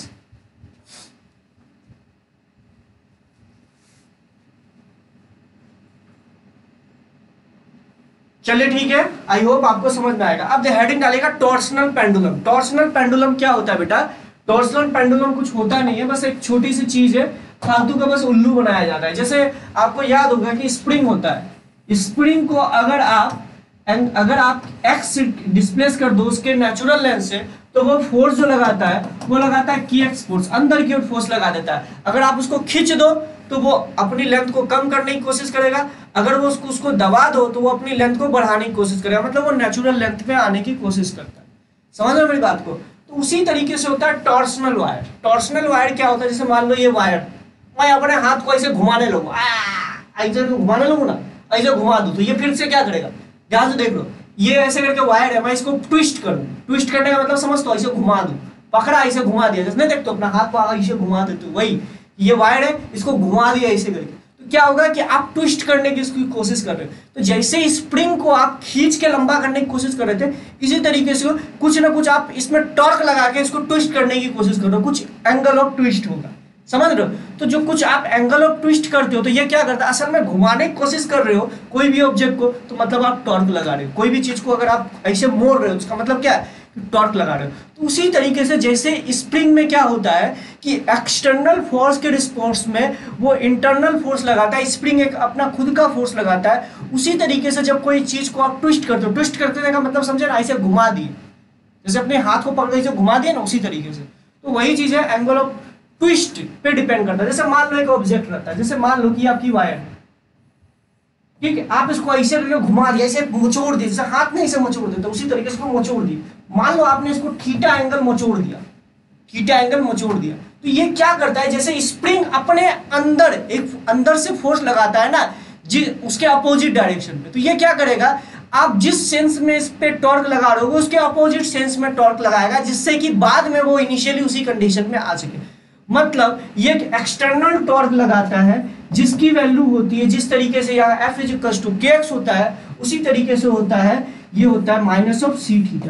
मतलब ये एक्सटर्नल टॉर्क लगाता है, ये अपना इंटरनल टॉर्क इंटरनल टॉर्क लगाता है। जैसे ये इंटरनल फोर्स लगाता है ना कि अपनी पोजीशन को अपनी नेचुरल या इनिशियल कंडीशन से जो भी आपने इस पे चेंजेस किया होगा उसका अपोज करने के लिए, उसी तरीके से ये भी करता है कि अपनी इनिशियल कंडीशन से जो भी आपने इसको ट्विस्ट किया होगा उसको अपोज करने के लिए एक अपोजिट टॉर्क लगाता है। जिस डायरेक्शन में आपने टॉर्क लगाया उसके अपोजिट डायरेक्शन में टॉर्क लगाता है। उस टॉर्क की वैल्यू होती है, जैसे यहाँ पे K होता है, यहाँ पे इसी तरीके से C होता है। C को हम लोग बोलते हैं टॉर्सनल कांस्टेंट। क्या बोलते हैं बेटा? Torsional constant. समझ में आ रहा है टॉर्सनल कांस्टेंट क्या होता है? अच्छा, थीटा क्या बोलता है? थीटा क्या कहलाता है? थीटा कहलाता है एंगल ऑफ ट्विस्ट। क्या कहलाता है? एंगल ऑफ ट्विस्ट क्या कहलाता है? जैसे ये एक्स पोजीशन से आपने डिस्प्लेस कराया, इसको कितना एंगल आपने ट्विस्ट करवा दिया, ये कहलाता है theta is angle of twist. ये थोड़ा सा क्लियर है क्या? ये थोड़ा सा क्लियर है क्या? ये याद रखिएगा। तो अगर इसी तरीके से आपने थोड़ा सा, अगर मान लो किसी टॉर्सनल पेंडुलम का मतलब समझते हो? टॉर्सनल पेंडुलम का मतलब यही, जैसे टॉर्सनल पेंडुलम का एग्जांपल जैसे मैं बताऊं ऐसे करके, इसका बोल देगा कि टॉर्सनल कांस्टेंट C दे रखा है, इस वायर का टॉर्सनल कांस्टेंट C दे रखा है। तो मतलब एक वायर रहती है, उसमें एक डिस्क टाइप की रहती है, उस डिस्क को थोड़ा सा घुमा दिया, समझ लो। इस डिस्क को, ये डिस्क है, मान लो मासलेस डिस्क मान लो, इस डिस्क को हम लोगों ने थोड़ा सा घुमा के इसे छोड़ दिया। देखो इसको ऐसे थोड़ा सा घुमाया और छोड़ दिया, तो ये डिस्क कैसे करके ऑक्सीलेट करेगा? ध्यान देखो, ऐसे करके ऑक्सीलेट करेगा, ऐसे ऑक्सीलेट। आपने इसको थोड़ा सा घुमाया और छोड़ दिया तो ये ऐसे ऑक्सीलेट करेगा, समझ रहे हो? ऐसे ऑक्सीलेट करेगा, इस तरीके से, समझ रहे हो? इस तरीके से ऑक्सीलेट करेगा। तो यही चीज होता है। तो इसको हमने थोड़ा सा एंगल मान लो इसका कि टॉर्सनल कांस्टेंट आपको दे रखा है, C को हम लोग बोलते हैं टॉर्सनल कांस्टेंट। लिख लेना भाई, टॉर्सनल कांस्टेंट क्या कहलाते हैं? टॉर्सनल। तो ये क्या करेगा? एक रीस्टोरिंग टॉर्क लगाएगा, जो कि हम लोग ने देखा कि अगर किसी ऑब्जेक्ट को हम अगर किसी वायर को ट्विस्ट करते हैं तो वो क्या करता है कि वो रिस्टोरिंग टॉर्क लगाता है, जिसकी वैल्यू होती है -c θ। तो अगर हम इसका टाइम पीरियड की बात करें, तो अगर आप यहाँ पे देखो, ध्यान से देखो, तो इसका टाइम पीरियड निकालोगे तो क्या आ जाएगा? ध्यान से देखो, इसका टाइम पीरियड निकालोगे तो क्या आ जाएगा? तो इसका टाइम पीरियड आ जाएगा, ध्यान से देखो, टाइम पीरियड आ जाएगा 2π√I/c। ध्यान से देखो, 2π√I/c। अच्छा, टॉर्क का लिखोगे तो क्या लिखोगे? I × alpha. ध्यान से देखिए, I क्या होगा? हिंज पॉइंट के अबाउट मोमेंट ऑफ इनर्शिया। देख लीजिए, इस तरीके से आप निकाल सकते हो। मतलब अगर आपको एक टॉर्सनल वायर दे रखा है तो उसका कुछ ना कुछ टॉर्सनल कांस्टेंट दे रखा होगा, सिंपल सी बात है। आपको मोमेंट ऑफ इनर्शिया भी आपको इस पॉइंट के अबाउट देगा, हिंज पॉइंट के अबाउट आपको नहीं निकालना पड़ेगा, सिंपल सी बात है। अगर ये डिस्क दे रखा है तो इसका कुछ ना कुछ मोमेंट ऑफ इनर्शिया इसी पॉइंट के अबाउट आपको लिखना पड़ेगा, क्योंकि ध्यान से देखो ना, ये आपका ऐसे से करके ऑक्सीलेट कर रहा है, समझ रहे हो? ऐसे से करके ऑक्सीलेट कर रहा है। ठीक है, ठीक है।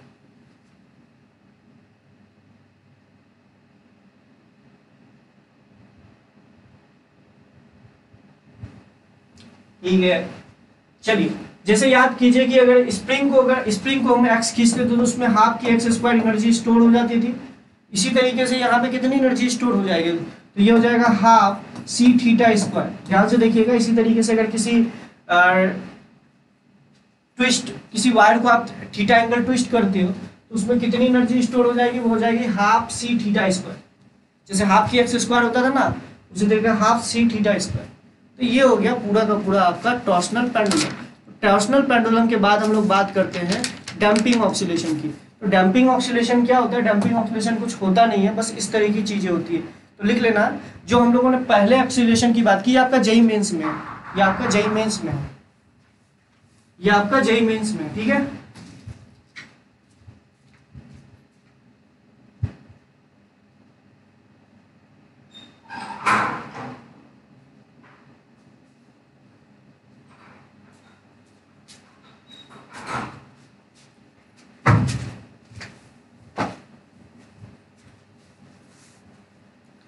हम लोग बात करें डैम्पिंग ऑक्सीलेशन। तो हम देखो, डैम्पिंग ऑक्सीलेशन का मतलब क्या होता है? कुछ ना कुछ ऑक्सीलेशन में एनर्जी का लॉस हो जा रहा होगा, एनर्जी का लॉस हो जा रहा होगा, तो पहले जो इनिशियली अगर आप t इक्वल्स टू 0 पे उसको ऑक्सीलेट करवाओ तो सिंपल सी बात है कुछ एम्पलीट्यूड रह जा रहा होगा, वो एम्पलीट्यूड धीरे धीरे घटना चालू हो जाता है। वो एम्पलीट्यूड जो घटना चालू हो जाता है उसी को हम लोग बोलते हैं डैम्पिंग ऑक्सीलेशन, मतलब डैम्प हो रहा है, जैसे पहले ऐसे ऐसे करके ऑक्सीलेट करा, धीरे धीरे ऐसे ऐसे ऐसे ऐसे होते रुक जाए, इस तरह के ऑक्सीलेशन को हम लोग क्या बोलते हैं, डैम्पिंग ऑक्सीलेशन। इसका हम एक स्पेशल केस पढ़ेंगे जिसमें कि रेजिस्टिव फोर्स, ऑब्वियस सी बात है कोई रेजिस्टिव फोर्स लग रहा होगा जिस कारण से कि वो एनर्जी का लॉस करवा रहा होगा, तो हम इसका एक स्पेशल केस करेंगे। हमारे केस में कि हमारे जो कोर्स में है वो क्या है कि अगर रेजिस्टिव फोर्स, जो हमारा रेजिस्टिव फोर्स, एक मिनट, डैम्पिंग ऑक्सीलेशन में जो हमारा स्पेशल केस है, स्पेशल केस क्या है हमारा, जो है रेजिस्टिव फोर्स जो है, फोर्स जो डायरेक्टली प्रोपोर्शनल टू अगर वेलोसिटी हो जाए, तो हम ये स्पेशल केस करने वाले हैं। मतलब डैम्पिंग ऑक्सीलेशन में क्या होगा, एनर्जी का लॉस हो रहा होगा। याद करो अभी तक हम लोगों ने जितने एसएचएम पढ़े उसमें बस ये हो रहा था कि एनर्जी का लॉस नहीं हो रहा। अब यहाँ पे क्या हो रहा है, एनर्जी का लॉस हो जाएगा, तो सिंपल सी बात है पहले जो इनिशियल कंडीशन में ऑब्जेक्ट था, जैसे मान लो कि आप किसी भी ऑब्जेक्ट को ए तक लेके गए, अब जो क्या होगा, एनर्जी का लॉस हो जा रहा, तो सेकेंड टाइम जो एक्सीलरेट करेगा तो ये हो सकता है ए डेज तक जाए, क्योंकि अब उतनी एनर्जी तो नहीं रही, फिर से मेन पोजीशन पे लौटा तो इसके बाद इसका एनर्जी कुछ ना कुछ लॉस हो चुका है रेजिस्टिव फोर्स के कारण। तो रेजिस्टिव फोर्स जो होगा वो रेजिस्टिव फोर्स के कारण सिंपल सी बात है इसका कुछ ना कुछ एनर्जी का लॉस हो जाएगा। तो अगर आप नेट फोर्स की बात करोगे तो वो कितना हो जाएगा, अगर तुम लॉजिकली सोचो तो वो कितना हो जाएगा, पहले of minus of K x force लगता था, अब रेजिस्टिव फोर्स लग रहा है, ध्यान से देखिए, तो उसको हम लोग लिखते हैं बी इंटू बी। अच्छा बी क्या है, वो ऑब्वियस ही बात है रेजिस्टिव फोर्स और वेलोसिटी के बीच जो प्रोपोर्शनैलिटी कांस्टेंट है उसी को हम लोगों ने बी बोला। जब आप इसको सॉल्व कीजिएगा तो सिंपल सी बात, इसको कैसे सॉल्व कीजिएगा, इसको लिख सकते हैं M into D double differentiation of D X into D T square D T my plus of K X plus of, ध्यान से देखिए, plus of B D X by D T, D X by D T. तो ध्यान से देखिए ये differential equation बन जाएंगे। ऑब्वियस सी बात है इसको आप सॉल्व अभी नहीं कर पाओगे, इसको जब सॉल्व करते हैं तो इसका मैं डायरेक्टली आंसर आपको बताता हूँ। जब आपका एफ नेट किसी ऑब्जेक्ट पे दो तरह की फोर्सेस लगे, ऑब्वियस सी बात है एक रिस्टोरिंग फोर्सेस लगेगी मेन पोजीशन की तरफ, और दूसरा फोर्स जो है कि रजिस्टिव फोर्स बाहर से लग रहा होगा जो कि डी भी के बराबर होगा। समझ रहे हो, जब इसको हम लोग सॉल्व करते हैं तो हमारे पास क्या आता है, ध्यान से सुनिएगा, एक्स की जो वैल्यू आती है वो एक्स की वैल्यू बड़ी इंटरेस्टिंग आती है, वो आती है A naught into E to the power minus B T by two M, B T by two M. मतलब एम्पलीट्यूड होता है ना वो टाइम पे डिपेंड करता है। मतलब ये अगर तुम ध्यान से देखो तो एम्पलीट्यूड जो होता है वो आपका वेरिएबल होता है, अगर तुम ध्यान से देखो, मतलब किसी टाइम टी पे जो एम्पलीट्यूड होगा वो होगा A naught into E to the power minus B T by two M.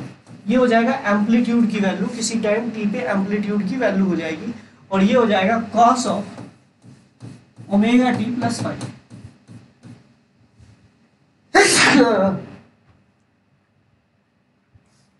समझ रहे हो, एम वहां से।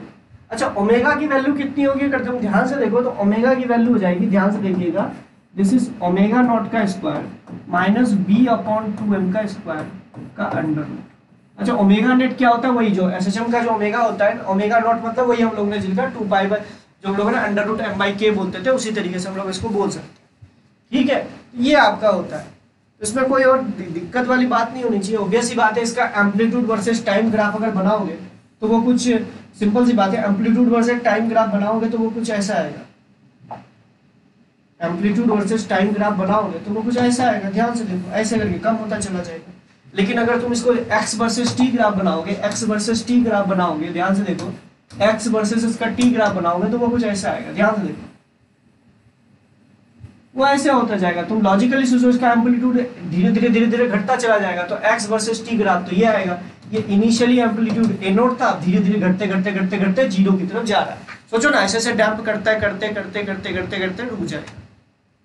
ठीक है, चलिए इससे रिलेटेड जो कुछ डीपीपीएस में क्वेश्चन दे रखे हूँ, एक बार ट्राई कीजिएगा, फॉर्मूला बेस्ड क्वेश्चन आते हैं, ये सब सारी चीजों को एक बार ट्राई कर लीजिएगा। इसमें और कुछ ज्यादा कुछ है नहीं, और इसके बारे में थोड़ा बहुत मैं थ्योरी और डाल दूंगा डीपीपी, इसमें क्या बोलते हो जो आपका पीडीएफ है उसमें मैं डाल दूंगा, बाकी इसमें कुछ है नहीं। ठीक है, इसमें कुछ और ज्यादा कुछ है नहीं, यही 2-3 फॉर्मूले हैं जो कि मैंने आपको बताया।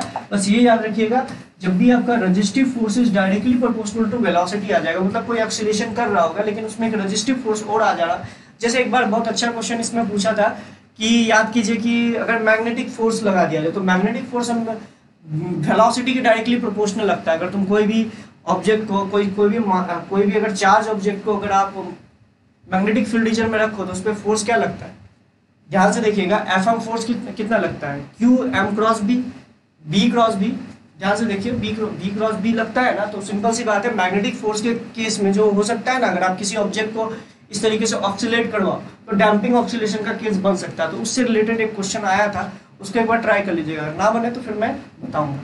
ठीक है, बहुत अच्छा क्वेश्चन आया था, आई थिंक 2019 या 18 में आया था, बहुत अच्छा क्वेश्चन आया था डैम्पिंग ऑक्सीलेशन पे। ठीक है, तो उसमें कुछ करना नहीं था, resistive force is equal to directly proportional to velocity लाना था। उस जो वेलोसिटी का जो आपका प्रोपोर्शनलिटी कांस्टेंट था वो बी था, तो बस इसी पे आपको लिख देना था। बी की वैल्यू मास तो आपको दे ही रखा था, ओमेगा डैश तो आपको पता ही, ओमेगा डैश की वैल्यू मैंने आपको बता दी है, ओमेगा की वैल्यू मैंने आपको बता ही दिया, तो बस उसका इक्वेशन लिखना था, बहुत ज्यादा। ठीक है, चलिए बेटा उतना टाइम है नहीं, लेकिन आपको मैंने एक एग्जांपल दे दिया, अगर कुछ आपको दिक्कत आए तो फिर मैं बता दूंगा। ठीक है, अब एक लास्ट टॉपिक हमारा बचा हुआ है एसएचएम में, कॉम्बिनेशन ऑफ एसएचएम।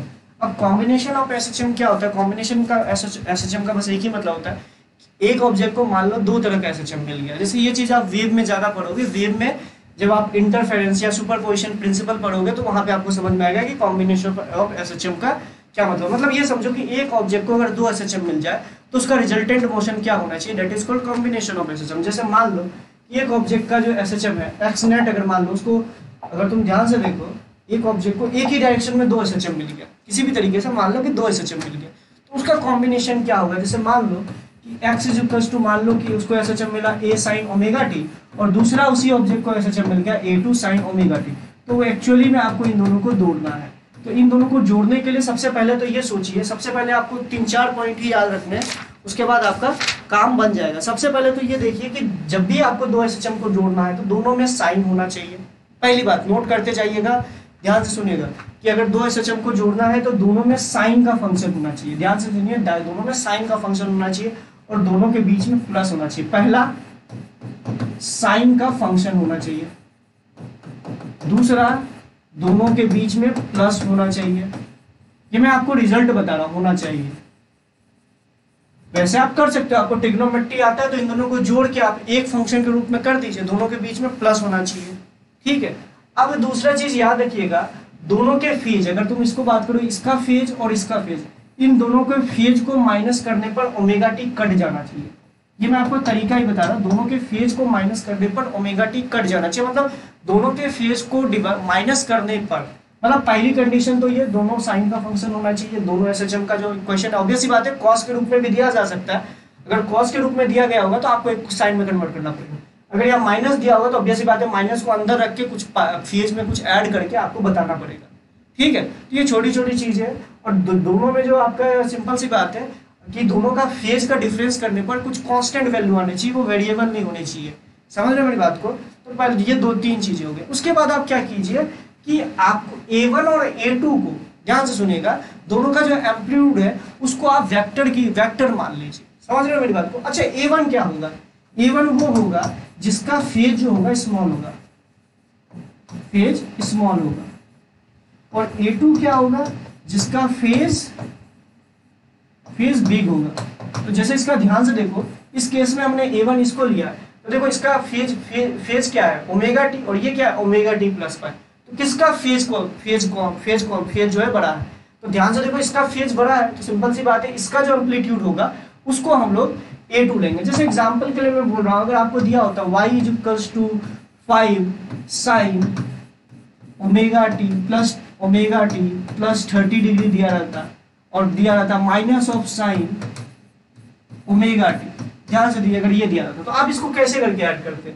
मतलब यहाँ पे दे रखा है 3, तो मुझे लगता है आप इसको ऐसे ऐड करते। ध्यान से देखिए, y is equals to 5 of sine, पहली बात तो दोनों साइन में होना चाहिए। चलिए एक चीज तो फ्रूटफुल हो रहा है, दोनों साइन में है, तो दोनों साइन में हो गया ओमेगा टी प्लस 30।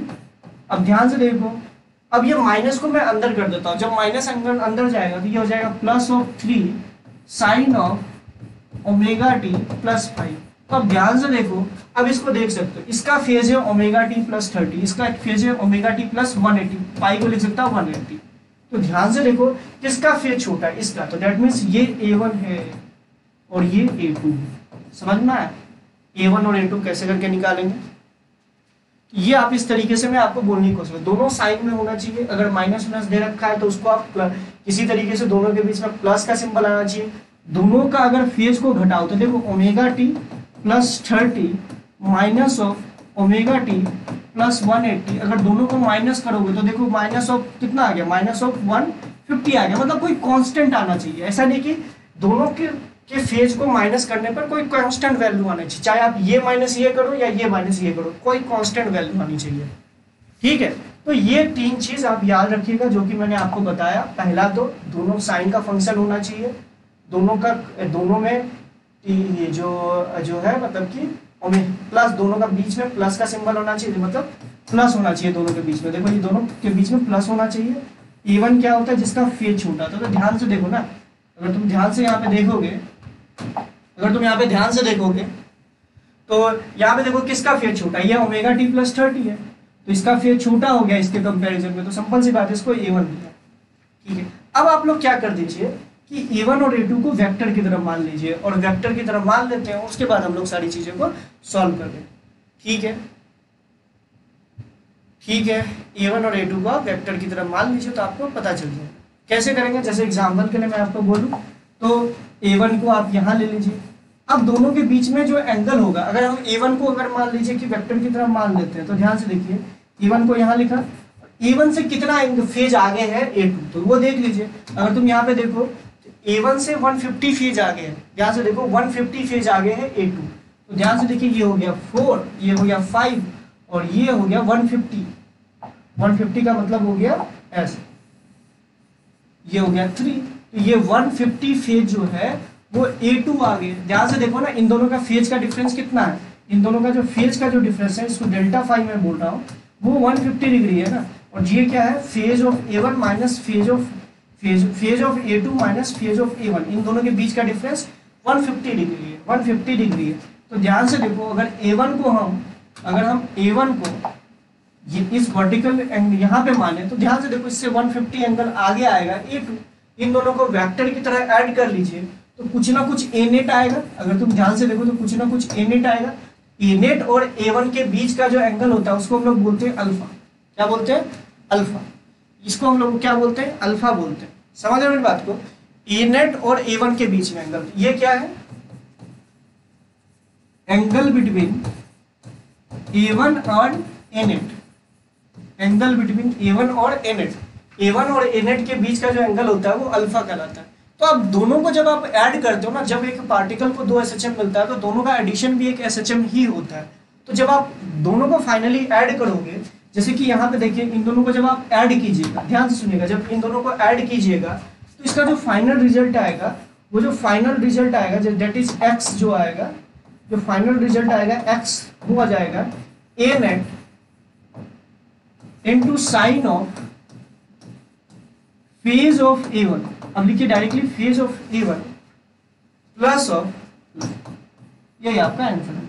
तो बस आपको निकालना क्या क्या चीज है, पहला आपको निकालने आना चाहिए A नेट। कैसे निकालते हो? तो A नेट निकालने का बस एक ही तरीका है, दोनों के एम्पलीट्यूड को आप इसको वेक्टर की तरफ मान लीजिए, उसके बाद उसका नेट निकाल लीजिए। तो वेक्टर का ऑब्वियस सी बात है, 2 वेक्टर है, ये 5 है और ये 3 है, तो सिंपल सी बात है, इन दोनों का रिजल्टेंट, ये तो वेक्टर हो गया ना, इन दोनों का रिजल्टेंट A1 से कितना एंगल बनाएगा ये निकाल लीजिए। अच्छा, फाई की वैल्यू आप ऐसे भी निकाल सकते हो। ध्यान से देखो, अगर ये ध्यान से देखोगे, आपको अगर थोड़ा बहुत भी वेक्टर आता है तो अल्फा की वैल्यू आप ऐसे भी लिख सकते हो। इस अल्फा की वैल्यू मैं ऐसे लिख रहा हूँ, देखो ध्यान से देखो, tan इनवर्स, अगर तुम्हें वेक्टर याद होगा तो तुम लिख सकते हो tan इनवर्स। अगर ये पूरे एंगल को हम लोग फाई मान ले, अगर ये पूरे एंगल को फाई मान ले, अच्छा फाई क्या है? फाई जो है फेज डिफरेंस है, समझ रहे हो? इस पूरे एंगल को, जैसे यहाँ पे 150 है, इसको हम लोग फाई मान ले, तो ये है, ध्यान से देखिए, तो फेज डिफरेंस ये हो जाएगा आपका A2 sin phi upon A1 plus A2 cos phi, ये आपका हो जाएगा अल्फा। ये आप लोगों को पता होगा कि वेक्टर में आप लोगों ने इस चीज को पढ़ा होगा। समझ रहे मेरी बात को? ये आप लोगों ने वेक्टर में इन सब चीजों को पढ़ा होगा, ये आप लोगों ने वेक्टर में पढ़ा होगा। ठीक है, तो इससे रिलेटेड एक क्वेश्चन मैं आपको दे देता हूँ और उसी को सॉल्व करा देता हूँ और आपका आंसर आ जाएगा। ठीक है, एक क्वेश्चन बस कराऊंगा।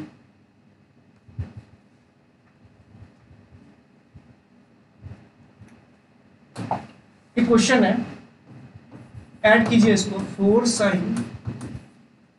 Sign omega T plus 30 plus of 3 sign omega T plus 120, इन दोनों को ऐड कीजिए।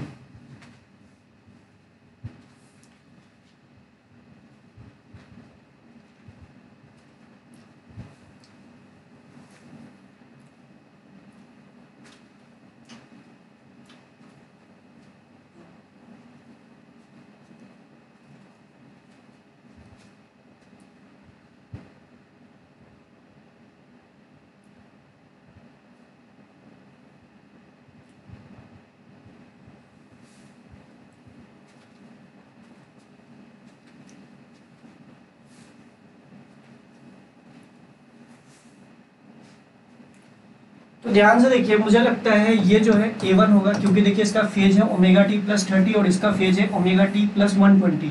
तो इसका फेज छोटा है, इसका फेज बड़ा है, तो सिंपल सी बात हो गया ये A1 और ये हो गया A2। देखिए दोनों साइन का फंक्शन है और दोनों के बीच में प्लस है, तो कोई सोचना ही नहीं पड़ेगा। ये तो पहला 2 स्टेप आपको ये क्वेश्चन में ऑलरेडी दे रखा है कि दोनों साइन का फंक्शन होना चाहिए, दोनों के बीच में प्लस होना चाहिए, दोनों को घटाने पर ओमेगा टी कट जाना चाहिए। अच्छा, इसका अगर फेज डिफरेंस निकाले, ध्यान से देखो, फेज डिफरेंस निकाले तो फेज डिफरेंस क्या होता है, डेट इज फाई की वैल्यू हम लोग को होता है फेज ऑफ A2 क्या होता है, phase of A2 minus of phase of A1। अगर ये फेज पता नहीं है, पूरे को हम लोग फेज बोलते हैं, तो ये हो गया omega T plus 120 minus omega T plus 30, तो ये हो गया 90 डिग्री। कितना हो गया, 90 डिग्री। मतलब A1 और A2 के बीच का एंगल जो होगा वो 90 डिग्री होगा। तो A1 ड्रॉ कर लेते हैं, A1 इस तरफ है जिसकी वैल्यू 4 है, इससे 90 डिग्री आगे जो होगा वो कितना, कौन सा होगा, A2, डेट इज व्हाट, 3। तो अच्छा बताइए, इसका रिजल्टेंट आप बता सकते हो, ऑब्वियस सी बात है इसका रिजल्टेंट 5 आएगा, क्योंकि 90 डिग्री पे है तो इनका रिजल्टेंट 5 आएगा। अच्छा, ये एंगल कितना आएगा, मुझे लगता है ये वाला जो एंगल आएगा, ये तो 3 था, ये मुझे लग रहा है 37 डिग्री आएगा कि नहीं आएगा, ये 37 डिग्री आएगा। समझ रहे हो मेरी बात को, ये 37 डिग्री आएगा। तो आप अगर इसको x को लिखिएगा तो क्या लिखिएगा, A नेट कितना आया, ये जो था आपका A नेट ही तो था, ध्यान से देखो, A नेट, ये आपका A नेट ही तो था, तो इसको लिखिएगा 5 into sine of phase of A1। Phase of A1 कितना है, omega T plus 30, omega T plus 30 plus of alpha. Alpha कितना है भैया, ये देखिए, यही वाला तो अल्फा है, A1 और A नेट के बीच का जो एंगल होता है वही अल्फा होता है, डेट इज प्लस 37 डिग्री। तो ये आपका आंसर है।